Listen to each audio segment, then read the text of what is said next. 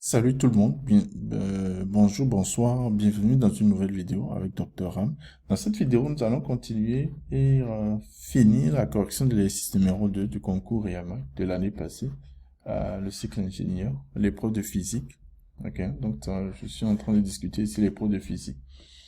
Alors, pour ceux qui se préparent pour le niveau technicien et qui m'ont demandé la correction de l'épreuve de 2023, c'est parce que je n'ai pas encore, je n'ai pas l'épreuve de niveau technicien 2023. Donc, si vous avez l'épreuve, n'hésitez pas à partager ça avec moi. Il y a mon email là, j'ai laissé ça en bas. Vous pouvez m'envoyer un email ou vous m'envoyez l'épreuve. Vous pouvez scanner ça, ou prendre une photo de ça, vous m'envoyez. Je vais proposer une correction de ça. Mais pour le moment, je n'ai pas encore ça. C'est pourquoi je me concentre seulement sur l'épreuve du cycle ingénieur. Bientôt aussi, je vais faire la correction pour EAC. Ok. Euh, donc, je vais aussi proposer des corrections pour ça. Parce que dans tous les cas, le programme hein, pour EAC ingénieur, c'est pratiquement la même chose. C'est vrai qu'on leur donne des exercices différents, parfois même exercices, mais c'est pratiquement celui qui se prépare pour l'ingénierie doit aussi être prêt pour le EAC. Euh, donc, voilà. Donc, l'exercice numéro 2 ici, ça porte sur les ondes électromagnétiques. OK. Donc, je vous avais dit ça, c'est une partie classique hein, du concours ASECNA. Et pour répondre à ces questions en général, ce dont vous avez besoin, c'est les équations de Maxwell, comment les manipuler, et un peu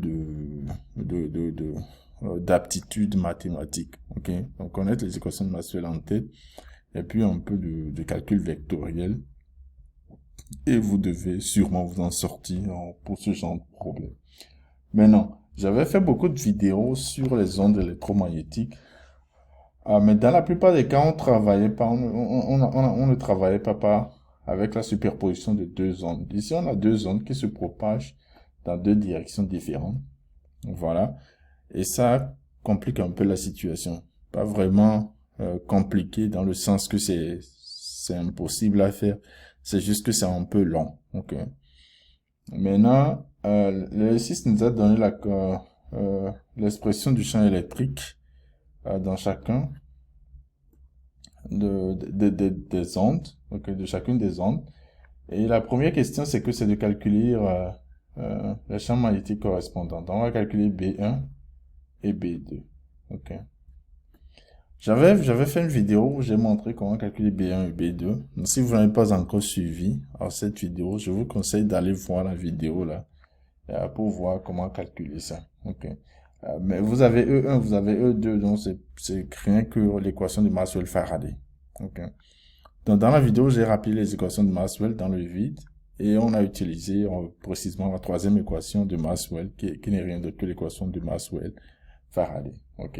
Et l'équation, de façon technique, ça relie le rotationnel du champ E à la dérivée partielle du champ B. Donc vous avez un truc comme ça, l'équation de Maxwell-Faraday. Donc c'est ce qu'on avait utilisé en fait pour pouvoir répondre à cette première question-là. Ok. Maintenant, nous allons voir dans cette vidéo, je vais voir la question numéro 2 et la question numéro 3. Dans la question numéro 3, on demande de chercher les parties réelles des champs électriques et champs magnétiques résultant de la superposition des deux ondes. Donc vous avez les champs magnétiques et les champs électriques. Maintenant, le champ total, en fait, hein, le champ électrique total, ça a fait E1 plus E2. Ok. Mais l'exercice ne nous demande que la partie réelle de ça. Le champ magnétique résultant, B sera égal à B1 plus B2. Et on va chercher la partie réelle de ça. Et après, on va calculer le vecteur de pointing correspondant à la superposition des deux ondes et sa moyenne temporelle.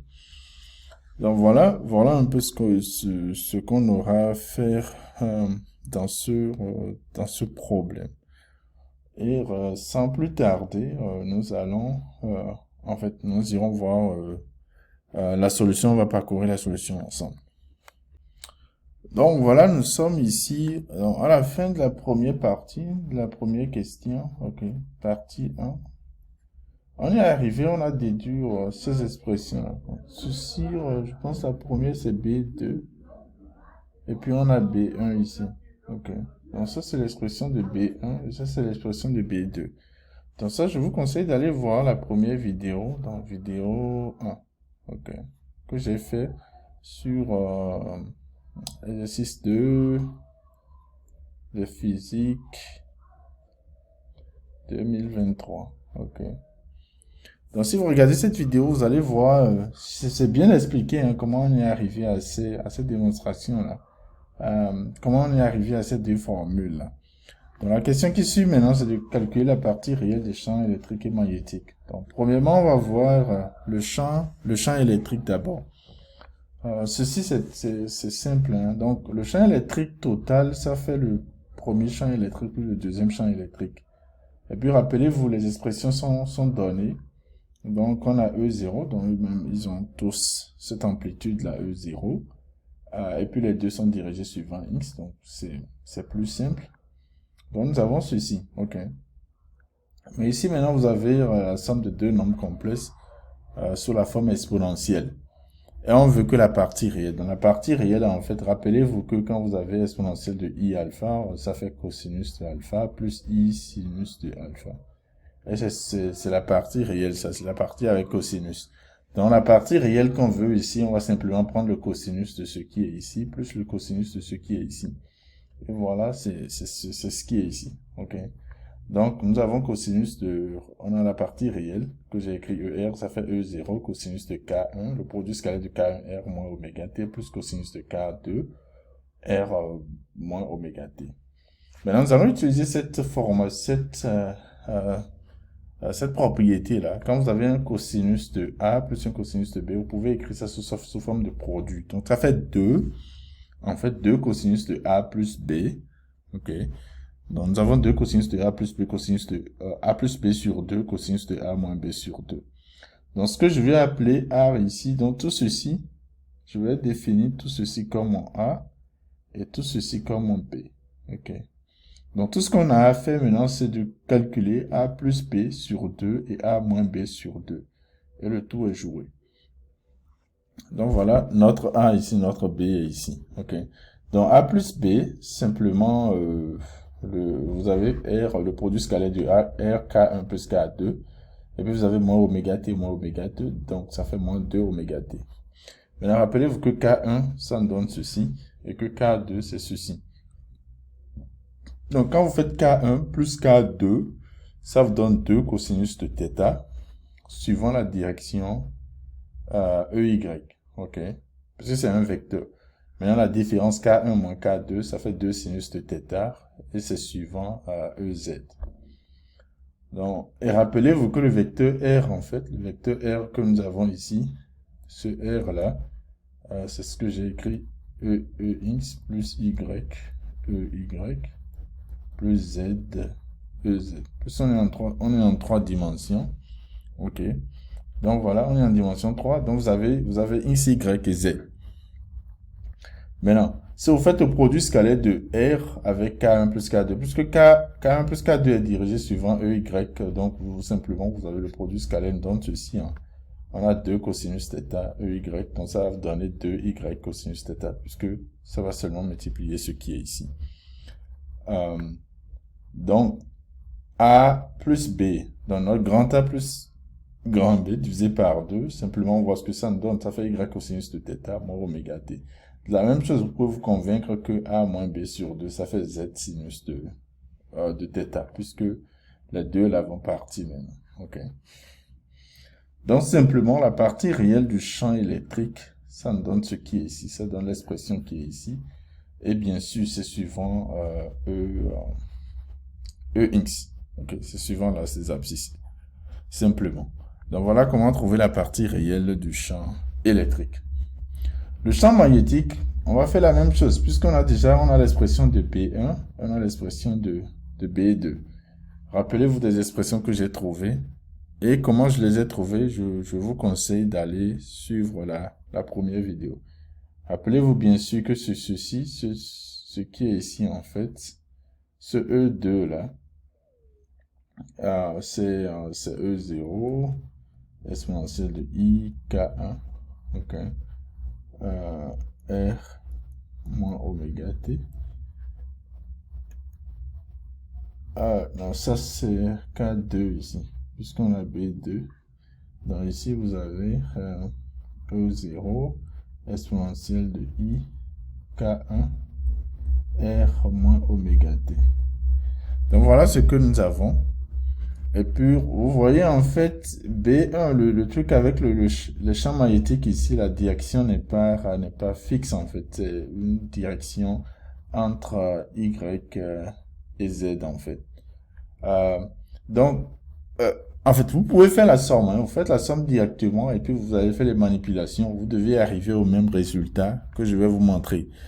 Mais ce que je vous propose ici, c'est d'utiliser l'équation de Maxwell-Faraday. OK. À partir des équations de Maxwell, on va utiliser l'équation de Maxwell-Faraday. Pourquoi? Parce que c'est aussi vrai pour les parties réelles, en fait. Donc, quand vous prenez les parties réelles ou bien sûr les parties imaginaires, l'équation de Maxwell-Faraday doit être satisfaite. Si vous voudra dire que le rotationnel du champ électrique est égal à l'opposé de la dérivée partielle par rapport au temps du champ magnétique. Donc, même si vous prenez partie réelle et réelle, c'est la même chose. OK? Ça doit être vérifié. Mais puisqu'on connaît déjà la partie réelle du champ électrique, nous allons simplement calculer son rotationnel. OK? On a déjà calculé ceci. Et c'est quelque chose, c'est ce qui est ici. OK? Donc, ça me donne un ER. Ceci là, en fait, ça me donne un ER suivant EX. OK? On connaît ce ER là. Dans son rotationnel, vous pouvez vous convaincre que, en fait, ça fait la dérivée de ER par rapport à Z, suivant Y moins la dérivée de ER par rapport à Y suivant Z, puisque c'est un vecteur qui est suivant X. Le rotationnel, bien sûr, ça se trouve dans l'autre plan, dans le plan YZ. Ok, donc on a ceci. Donc tout ce qu'on aura à faire, c'est de calculer cette dérivée partielle-là. Et une fois qu'on a ça, on va déduire rapidement le champ magnétique, la partie réelle du champ magnétique, au lieu de faire la somme des deux là. Si vous voulez, vous faites la somme des deux, vous devez pouvoir arriver au même résultat que je vais vous montrer tout à l'heure. Donc voilà, donc notre ER c'est ceci, ok. Maintenant la dérivée de ça par rapport à Z, c'est simple, hein. En plus ce Z se trouve ici avec un cosinus là. Vous avez, ça multiplie un facteur sinus à l'intérieur. Dans la dérivée de cosinus par rapport à Z, ça vous donnera un sinus. Donc c'est ça ça me donne ce qui est ici. Mais ce sinus de θ va sortir avec un moins. Donc vous avez le moins qui est ici. Les autres, vous ne changez rien. Donc voilà ce que nous avons. La dérivée par rapport à Y, c'est la même chose, hein. Puisque Y ne se retrouve que ici avec un cosinus. Donc vous aurez également un moins. Okay. Et puis ce qui est ici va changer maintenant en sinus du même facteur. Et aussi rappelez-vous, ce cosinus de θ doit sortir. Donc c'est ça qui est ici. Maintenant, à partir d'ici, je définis ça comme A et ceci comme B. Donc, ce que je définis comme A, c'est égal à Z sinus de θ. C'est juste pour faciliter l'écriture des choses. Et B, c'est Y cosinus de θ moins oméga t. OK. Ceci voudra dire quoi? Que le rotationnel de notre du champ électrique, la partie réelle du champ électrique, ça me donne maintenant l'expression qui est ici. OK. Donc, vous pouvez écrire ça sous cette forme-là. Puisqu'on a déjà les dérivés, nous avons les dérivés par rapport à Z et par rapport à Y. Rappelez-vous qu'en fait, le rotationnel, ça fait dérivé par rapport à Z, EY, moins dérivé par rapport à Y, EZ. Donc, vous êtes arrivé à cette formule. OK. Donc, voilà ce que le rotationnel donne. Et rappelez-vous les deux définitions que j'ai faites ici. Tout ceci, il faut faire attention. Je vous rappelle en fait que si vous constatez une erreur dans ma démarche, n'hésitez pas à me dire. Mais je pense que ce qui est important ici, c'est de garder les méthodes. Là, si vous trouvez un exercice comme ça, vous sauriez comment aborder ça. Ok. S'il y a des erreurs dans mes numériques, n'hésitez pas à me signaler ça. Ceci voudra dire que vous avez la dérivée partielle par rapport à la partie réelle du champ magnétique. Ça va me donner l'opposé de ceci. De ce qu'on a ici. OK. Donc, le moins là, ça en va plutôt. Et vous avez ce qui est ici maintenant. Maintenant, il faut intégrer ceci par rapport au temps. Maintenant, rappelez-vous que ce qui dépend du temps, c'est seulement le B là. qui dépend du temps. Les autres ne dépendent pas du temps. Donc, on aura simplement intégré le B. Et puis, c'est simple, hein. Vous avez un oméga là qui va sortir. Et puis, c'est très simple. Donc, si vous faites ça, ok. La première partie ici, vous avez un cosinus de cosinus. Donc, ça deviendra un sinus. Ça deviendra un sinus avec un oméga. Ok. Donc, oh non, non, on est encore ici. J'ai répété ça. J'ai répété ce que je disais. Maintenant, ça veut dire que B, en fait, vous aurez un sinus maintenant avec un oméga, puisque vous avez un cosinus ici. Ok. Donc, le moins oméga va sortir, parce qu'on est en train d'intégrer par rapport à t. Le moins oméga sort. Donc, c'est ça que vous avez un moins, et puis vous divisez, en fait. Bon, pas le moins oméga, moins 1 sur oméga. Donc, vous avez ceci, et puis le cosinus deviendra simplement un sinus. Vous maintenez la même chose. Rappelez-vous, je rappelle que B ici, B, c'est y cosinus de θ moins oméga t. Ok. Et A, c'est z sinus de θ. Donc voilà. Et puis l'autre partie, la deuxième partie, c'est en sinus. Et ça deviendra un cosinus. Ok. Donc en sinus, ça devient exactement un cosinus. Mais rappelez-vous, en fait, ça va sortir avec un moins. Ok. Donc ça devient, vous avez un sinus ici, la primitive de sinus, c'est un moins cosinus. Et puis il y a un autre moins là. Donc finalement vous avez un moins en fait. Ok. Puisqu'on a déjà on a un moins oméga, et puis vous avez ce moins oméga multiplié par le moins du cosinus. Ça deviendra plus, mais ça veut dire que ce moins là persiste. Donc finalement vous avez cette expression là. Dans B, en fait, voilà ce que B vous donne. La partie réelle de B plutôt. Bon, ça me donne ce qui est ici. Vous voyez que c'est quand même un peu lent. Hein. Mais je pense que en utilisant l'équation de Maxwell-Faraday, ici, ça permet de réduire. Puisque si vous devez ajouter les deux champs à partir d'ici, c'est un peu long. C'est un peu pas très clair. Si vous ne faites pas attention, vous allez faire commettre d'erreurs rapidement. Donc voilà, donc on a trouvé la partie réelle du champ électrique et la partie réelle du champ magnétique, qui résulte en fait de la superposition des deux ondes. Maintenant, la troisième question nous demande le vecteur de Poynting. Le vecteur de Poynting, puisqu'on est dans le vide, c'est simplement égal à ceci. Ok. Maintenant, on va simplement utiliser ici les parties réelles hein, qu'on a déjà déterminées. Ok. Donc rappelez-vous que ER c'est suivant X. Et ce qui dépend, le B, je vais rappeler B, et puis R, c'est ici. Ok. Maintenant, on a déterminé le champ magnétique qui est donné par cette expression-là. Et puis, je répète encore le champ électrique ici. Si vous faites le produit vectoriel des deux, qu'est-ce que vous aurez? Tout ceci, c'est constant. Donc, qu'est-ce qu'on aura? C'est très simple, hein? Puisque on a le vecteur, on a EY, on a EX, et puis c'est E vectoriel B. Donc le produit vectoriel de X et Y va vous donner un Z. Donc vous avez ceci, un Z. D'accord. Donc on va multiplier ce que je disais, le produit vectoriel de ER et de B. Donc on a X, Y qui va nous donner un Z. On va simplement multiplier tout ceci. Donc vous avez tout ceci multiplié par ceci. Donc, simplement, ça me donne moins 4e au carré divisé par un oméga. Et puis, vous avez un sinus de θ, ok. Et puis, vous avez sinus de A, qui est ici. Vous avez cosinus de A, qui est là. Vous avez sinus de B, qui est là. Et puis, vous avez cosinus de B. Voilà ce que vous avez ici. La deuxième partie, c'est que vous avez ceci qui va multiplier ceci. Donc, ça vous donnera. Et puis, rappelez-vous, maintenant, on a x, y. XZ. Donc, ça va vous donner moins Y. Ok. Parce que Z, X donne Y, dans X, Z, ça va donner moins Y. Donc, vous aurez maintenant, vous avez moins en fait. On a un moins ici, et puis on a moins Y ici. Ça deviendra plus tard. Maintenant, si vous multipliez, vous avez 4E0 au carré divisé par oméga.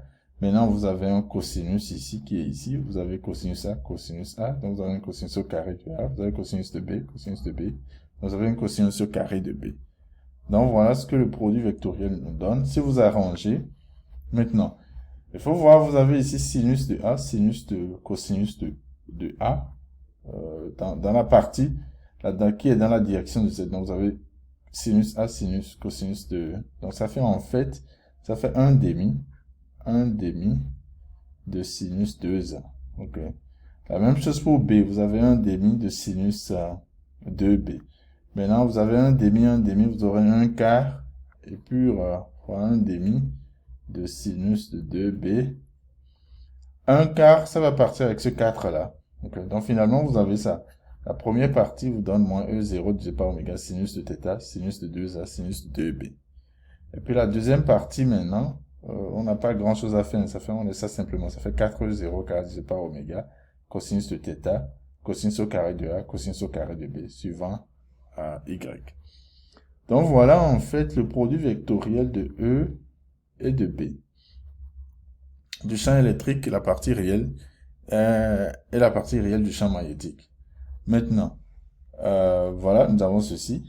Donc, finalement, le R là, le vecteur de pointing, ça nous donne ce qui est ici. Simplement. Ok. Il faut multiplier par 1 sur mu 0. Donc, nous avons ce qui est ici.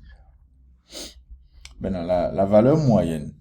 La valeur moyenne, on veut sa valeur moyenne sur une période. En fait, ça fait un demi, 1 sur t intégrale de 0 à t, de R, d de t.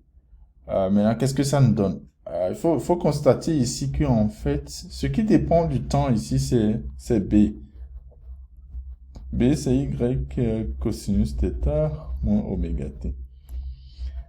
Et puis, c'est sinus de 2B, qui en fait, qui est sinusoïdal. Si vous regardez dans le temps, c'est une fonction périodique. C'est une fonction périodique de t, en fait. Ok.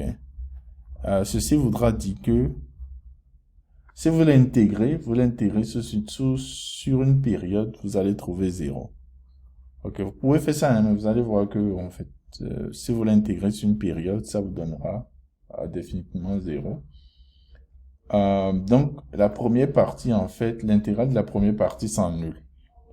Donc, puisque l'intégrale de la première partie s'annule, nous allons nous concentrer simplement sur la deuxième partie, l'intégrale de cette deuxième partie-là.